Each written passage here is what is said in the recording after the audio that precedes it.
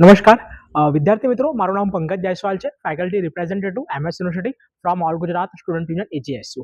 વાત કરીશું કે ધોરણ 12ની પરીક્ષા આપ્યા પછી જે પણ વિદ્યાર્થી મિત્રો MS યુનિવર્સિટીમાં વર્ષ 2026 માટે પ્રવેશ મેળવવા માંગે છે, એટલે કે એડમિશન લેવા માંગે છે. જેમ કે વાત કરીશું કોર્સની, તો bachelor of commerce BCom, bachelor of business administration BBA, bachelor of computer application BCA, સાથે સાથે BA LLB જે 5 યરનું ઇન્ટિગ્રેટેડ કોર્સ હોય છે, 5 વર્ષનું.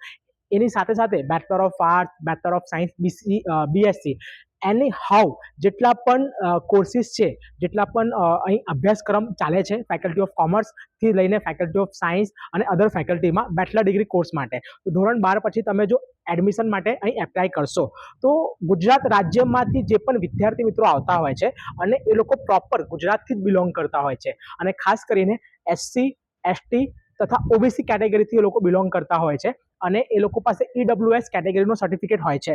તો તેનું જે બેનિફિટ છે, તેનો ફાયદો છે વિદ્યાર્થીઓને એડમિશનમાં મળતું હોય છે. જો વિદ્યાર્થીઓના ધોરણ 12માં ઓછા ટકા આવે કે પછી એન્ટ્રન્સ એક્ઝામમાં ઓછા માર્ક્સ આવે તો કાસ્ટ કેટેગરીની જે અમુક સીટો હોય છે તે કોર્સ માટે રિઝર્વ રાખેલી હોય છે MS યુનિવર્સિટી, અને આ જે નિયમ હોય છે તે ગુજરાત સરકાર અને ભારત સરકારનું હોય છે. તો આમાં કેટેગરીના જે પણ વિદ્યાર્થીઓ હોય છે SC ST તથા OBC કેટેગરીના, તે લોકોને આ ફાયદો મળતો હોય છે.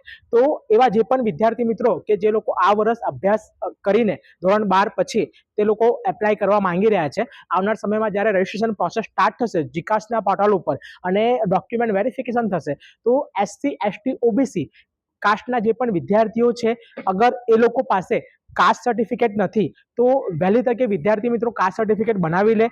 જો એ લોકો કાસ્ટ કેટેગરીથી આવતા હોય અને કાસ્ટ સર્ટિફિકેટ કોઈ કારણસર નથી અથવા કે કોઈ ડોક્યુમેન્ટ નથી, તો વહેલી તકે તે લોકો ડોક્યુમેન્ટ જે છે તે પૂરતા સમયમાં બનાવી લે. દરેક લોકોને વડોદરા શહેરમાં નર્મદા ભવન આવેલું છે, જ્યાં તલાટીનું જે કામકાજ છે ત્યાં ચાલતું હોય છે. જે લોકો જિલ્લામાં રહેતા હોય તો તે લોકો તાલુકા પંચાયતનો સંપર્ક કરી શકે છે, અને સાથે સાથે મામલતદાર કચેરીનો સંપર્ક કરી શકે છે. આ જ રીતે સમગ્ર ગુજરાતમાં, સમગ્ર જિલ્લાઓમાં વિદ્યાર્થીઓ સંપર્ક કરી શકે છે.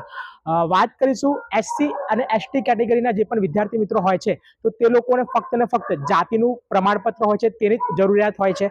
જાતિનું પ્રમાણપત્ર હશે SC અને ST નું, તો એ લોકોને એડમિશન જે છે તે મળી જશે ઓછા માર્ક્સમાં પણ અને ઓછા ટકામાં પણ. એ જ રીતે OBC કેટેગરી એટલે કે બક્ષીપંચ, OBC કેટેગરીની આપણે વાત કરીશું તો OBC કેટેગરીમાં વિદ્યાર્થી મિત્રોને 2 દાખલાની જરૂરિયાત હોય છે, એ પણ ફરજિયાત. એક તો OBC કેટેગરીનો સર્ટિફિકેટ, બક્ષીપંચનો જે દાખલો હોય છે તે, અને એની સાથે સાથે નોન ક્રિમિનલ સર્ટિફિકેટ. આ નોન ક્રિમિનલ સર્ટિફિકેટ ફક્ત ને ફક્ત OBC કેટેગરીથી જે લોકો આવતા હોય છે તે લોકો માટે હોય છે. તો OBC કેટેગરીનો બેનિફિટ ક્યારે મળશે તમને?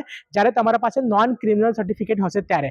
ઇફ તમારા પાસે OBC કેટેગરીનું પ્રમાણપત્ર છે, જાતિનું પ્રમાણપત્ર છે, પરંતુ નોન ક્રિમિનલ સર્ટિફિકેટ નથી, તો નોન ક્રિમિનલ સર્ટિફિકેટ તમારે કઢાવવું પડશે. સાથે સાથે હું કહેવા માંગીશ કે આ જે નોન ક્રિમિનલ સર્ટિફિકેટ હોય છે એની વેલિડિટી ફક્ત 3 વર્ષની હોય છે.